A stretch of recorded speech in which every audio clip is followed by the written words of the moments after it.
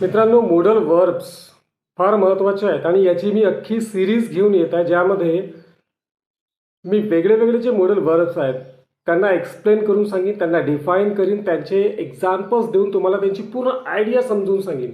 English बोलण्यासाठी तुम्हाला modal verbs आलेच पाहिजे, कारण की मोडल वर्ब्स हे वर्बच्या कॅटेगरीमध्ये असे वर्ब्स आहेत ज्यांना स्वतःचे मिनिंग्स असतात आणि एकच मिनिंग नसतात, त्यांना मल्टिपल मिनिंग्स असतात. हा फायदा मोडल वर्ब आपल्याला देतो.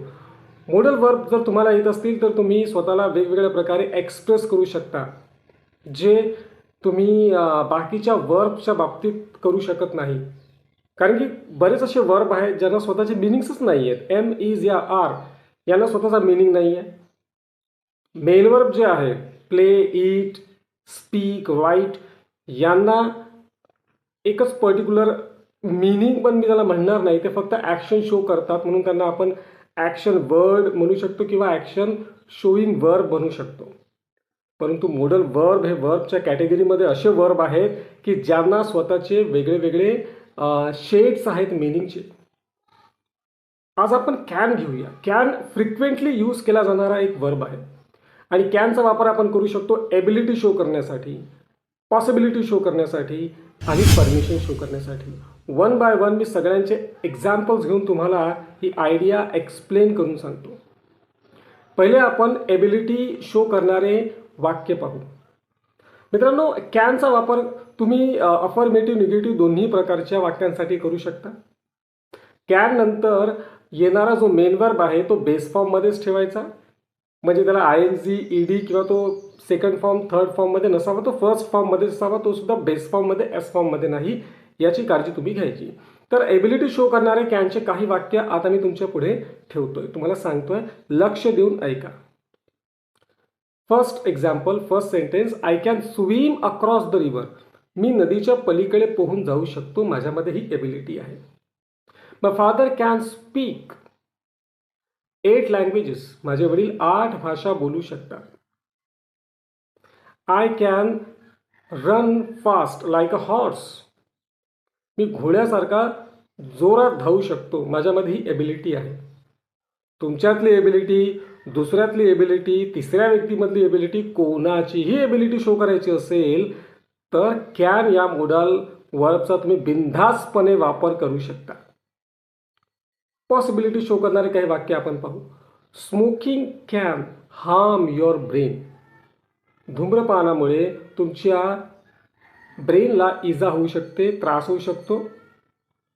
इट कॅन रेन, पाऊस पडू शकते. तुम्ही बी लावून सुद्धा पॉसिबिलिटी शो करणारा वाक्य बनवू शकता, जसं ही कॅन बी ॲट होम. इथं आता मेन वर्ब आपल्याला घ्यायचा नाही आहे, कारण की आपण क्रिया शो करत नाही आहोत, आपण सांगत आहोत की एखाद्याची लोकेशन काय आहे. He can be at home, तो घरी असू शकतो.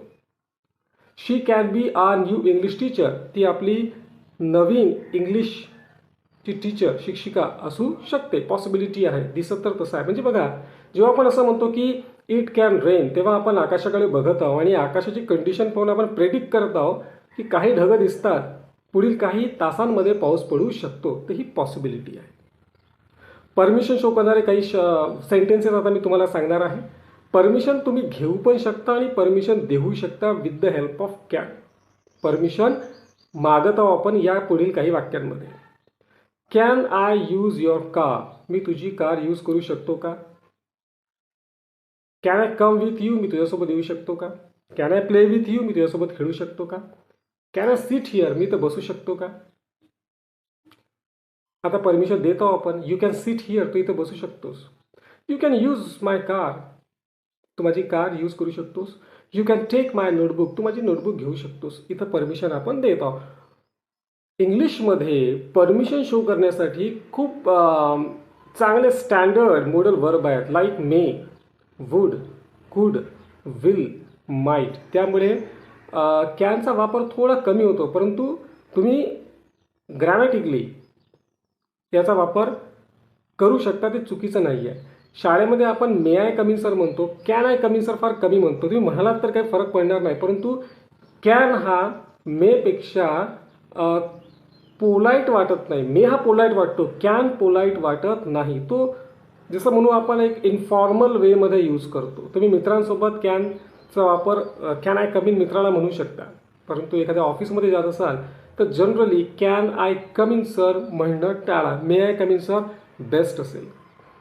मित्रांनो बघा, कॅन एकच वर्ड आहे, परंतु तो 3 वेगळे जे सेन्स आहेत, मिनिंग्स आहेत ते शो करतो. हेच मी तुम्हाला सांगणार आहे पुढील काही व्हिडिओजमध्ये.